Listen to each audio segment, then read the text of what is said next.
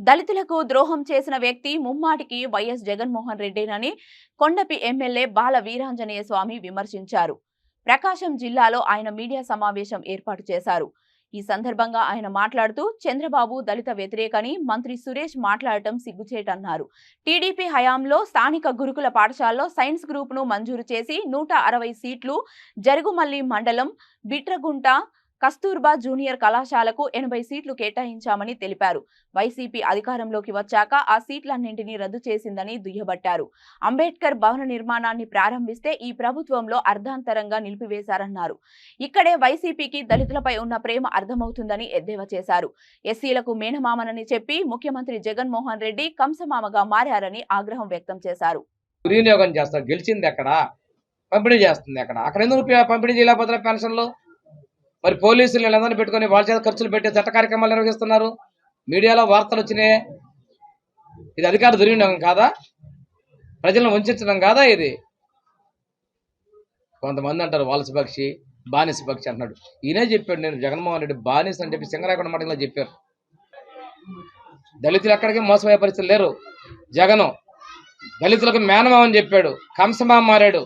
కంసమామ కాస్త హింసమామయ్యాడు. ఈ హింసను భరించలేక దళితులు తిరగబడుతున్నారు. ఈ హింస భరించలేమండి అంటున్నారు. 27 సంక్షేమ పథకాలు రద్దు చేశాడు. బెస్ట్ అవైలబుల్ స్కూల్ పథకం కింద పేద పిల్లలకి సీట్లు ఇచ్చి చదివిస్తూ ఉంటే ఆ పిల్లలకు ఆ సీట్లు రద్దు చేశారు. ఆ తర్వాత వాళ్ళు ఎక్కడ పోయారు? మళ్ళీ వచ్చి సొంత గ్రామాల్లో గవర్నమెంట్ బడిలో చేరాడు. ఆ పేద పిల్లలు కార్పొరేట్ స్కూల్లో చదువుకోకూడదా? ఆ ఫీజులు నువ్వు కట్టలేవా? డాక్టర్ బిఆర్ అంబేద్కర్ విదేశీ విద్యానిధి పథకం ఆయన పేరు తీసేసి జగన్ రెడ్డి పేరు పెట్టుకుని అది కనిపించట్లేదా అండి సురేష్ గారు? మీకు చంద్రబాబు నాయుడు గారు వచ్చారని చెప్పి ఏదో చొక్కా చింపావు. మరి పోలీసులు నీ నియోజకవర్గంలో నీకు ఓటేసినటువంటి వ్యక్తిని చనిపోతే ఎందుకు చొక్కా ఇప్పలేకపోయావు? మోసం చేద్దాం అనుకుంటున్నావు. జగన్మోహన్ రెడ్డి కులాలు మతాలు చిచ్చులు పెడదాం అనుకుంటున్నట్టుంది. ఇక్కడ ఎవరు పాడరు, ఇక్కడ అంతా కూడా ఆలోచించి చేస్తారు. మొన్న ఏదో చెప్పావు, పైన దేవుడు ఉన్నాడు కింద ఓటర్లు నమ్ముకున్నావు అన్నావు.